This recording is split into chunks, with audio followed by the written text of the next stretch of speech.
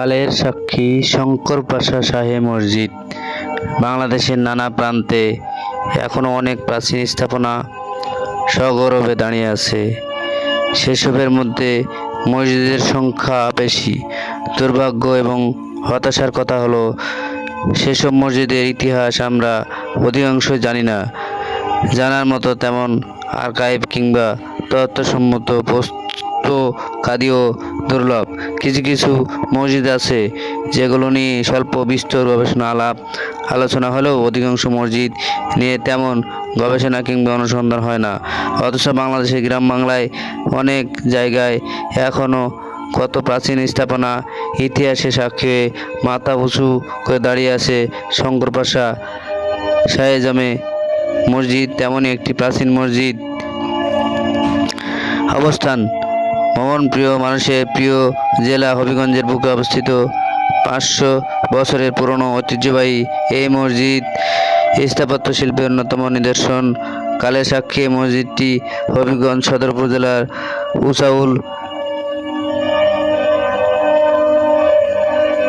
ও রাজিউড়া গ্রামের মধ্যবর্তী শঙ্করপাশা গ্রামে প্রায় 6 একর জমি জুড়ে বিস্তৃত। সুলতানি আমলের স্থাপত্য নিদর্শনগুলোর মধ্যে অন্যতম একটি টিলার পণ্ডিমত বলে অনেক দূর থেকে সহজেই দর্শনার্থীদের নজরে পড়ে। এ মসজিদের চমৎকার নির্মাণশৈলী সহজেই দৃষ্টি কাড়ে। উন্নত মানের পোড়া ইট কেটে ইমারতের সেটে দেওয়া, গায়ে কোনো প্রলেপ নেই। দেওয়ালের বাইরের অংশে পোড়া ইটের উপর বিভিন্ন নকশা। মসজিদের সঙ্গে রয়েছে একটি শিলালিপি যা প্রাচীনকালের সাক্ষ্য বহন করে।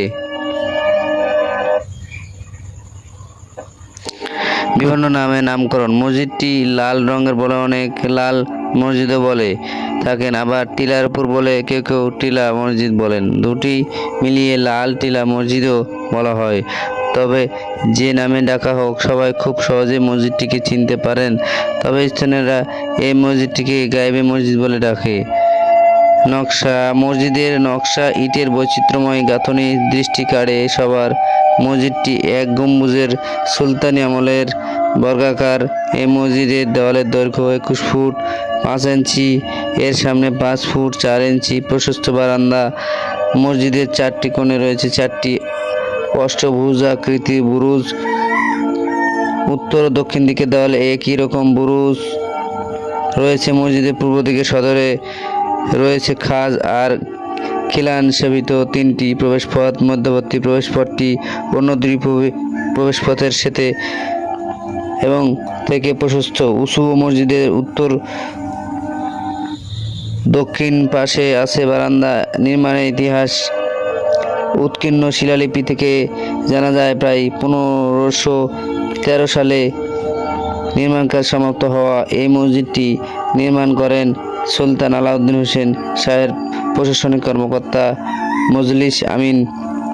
মসজিদের পাশে আছে তার মজার। কালের বিবর্তনে একসময় মসজিদ সংলগ্ন এলাকা বিরান ভূমিতে পরিণত হয়ে জঙ্গল বেষ্টিত হয়ে পড়লেও